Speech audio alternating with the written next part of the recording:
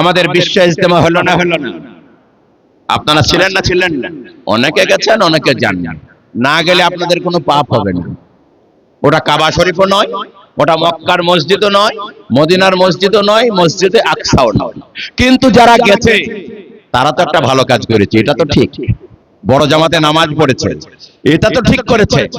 এই বিশ্ব ইজতেমায় যাওয়ার জন্য কতগুলা মৌলবীদের চুলকানি শুরু হয়ে গেছে। 2 কোটি লোক হয়ে গেল, 1.5 কোটি লোক হয়ে গেল। এদের আবেগকে, এই তবলিগ জামাতকে কি করে ঠেকানো যায় তার জন্য কতগুলা চুটকি মৌলবী, তাদের এলেম কালাম নাই, ঠিক মতো নামাজ পড়ে না।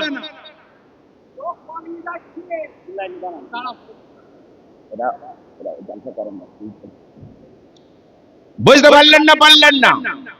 যাদের এলেম কালাম নাই, চটকে মৌলবী, এই ধরনের লোক কতগুলা তবলিগ জামাতের ভুল ধরতে লেগেছে। তবলিগ জামাতে হাদিস জানে না, বেদাত। ওদের কাছে কোরআন থাকে না, ওদের কাছে ফাজাইলে আমল থাকে। এই সব ভুল বার্তা দিয়ে আপনাদের মাথা খারাপ করছে।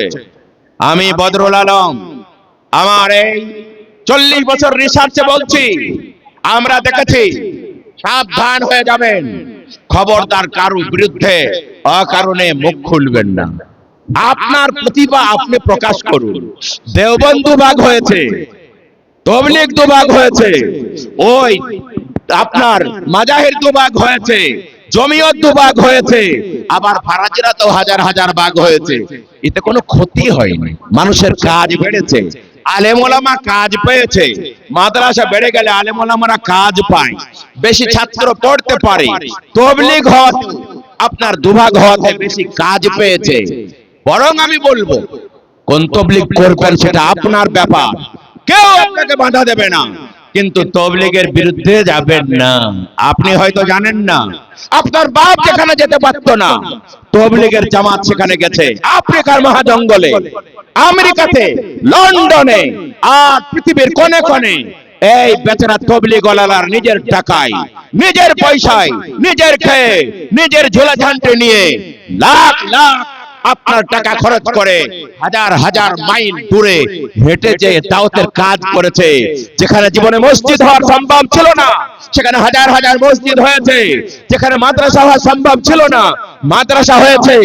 আর যেখানে একজনের দাড়ি হওয়ার কথা ছিল না, সেখানে দাড়ি হয়েছে। তো মৌলবীর বেটার বাপে, তো মৌলবীর বাপও যেতে পারতো না। ফুচকি মৌলবী তো ফতোয়া দিতে লেগেছে। তবলিগ জামাত এমন জায়গায় গেছে, একজন তবলিগ জামাতকে ধরে, আমির সাহেবকে ধরে বলছে, হুজুর আপনি আমাদের সাথে একটু গোরস্থানে যেতে হবে। গোরস্থানে গেলেন, বললেন এটা আমার দাদার কবর, এটা আমার বাবার কবর, এটা আমার পরদাদার কবর, আপনাদেরকে কিয়ামতের মাঠে তুলবো। বলে কেন? বলে আপনারা আজকে জামাত নিয়ে আসলেন, ইসলাম কি আমরা জানতাম না? আজ থেকে যদি 50 বছর আগে আসতেন, তাহলে আমার দাদা বেঈমান হয়ে মরতো না, আমার বাপ বেঈমান হয়ে মরতো না, আমার মা বেঈমান হয়ে মরতো না।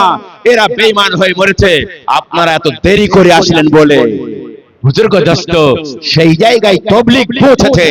এই জন্য খবরদার, একটা ভালো কাজ এর বিরুদ্ধে যে আপনার ঈমান আমল নষ্ট করবেন না। আপনি আপনার প্রতিভা দিয়ে, আপনার বিদ্যা দিয়ে আপনি আলো ফোটান, মানুষকে প্রকাশ দেন। আপনার কাজ আপনি করুন, কেউ করলে তাকে বাধা দিয়ে আপনি তাকে বসানোর চেষ্টা করবেন না। আপনার যদি যোগ্যতা থাকে, আপনি ভালো কথা বলে, ভালো আমল দিয়ে, ভালো বক্তৃতা দিয়ে, আপনার প্রকাশ দিয়ে মানুষকে হেদায়েত করুন। কিন্তু কেউ ভালো কাজ করলে তাকে বাধা দিয়ে বসিয়ে দেওয়ার চেষ্টা করবেন না। এইসব ফুচকা মৌলবীদের কথা শুনবেন না। দাওয়াত তবলিগের মেহনতের দ্বারাতে হাজার বেদাড়ি, হাজার মস্তান, হাজার চোর, হাজার ডাকাত, হাজার আপনার বুজুর্গ দোস্ত কাফের বেঈমান সব মুসলমান হয়েছে আর মসজিদ মুখ হয়েছে। এটা আপনারা ভালো করে মাথায় করে নিয়ে যাবেন। খবরদার, যারা বাধা দেয় তাদের কথা শুনবেন না।